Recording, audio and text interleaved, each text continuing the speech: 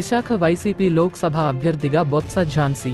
ఆంధ్రప్రదేశ్లో 2024లో జరిగే శాసనసభ ఎన్నికలకు సిద్ధమవుతున్న వైసీపీ విశాఖ లోక్సభ స్థానానికి బొత్స ఝాన్సీని అభ్యర్థిగా ఎంపిక చేసే అవకాశం ఉంది. గతంలో జడ్పీ చైర్మన్గా 2 సార్లు లోక్సభ ఎంపీగా పనిచేసిన ఝాన్సీకి ఉత్తరాంధ్ర ప్రాంతంలో బలమైన శ్రేణి ఉంది. ఆమె పోటీ ప్రభావం ఉత్తరాంధ్ర అంతటా ఉంటుందని వైసీపీ భావిస్తోంది.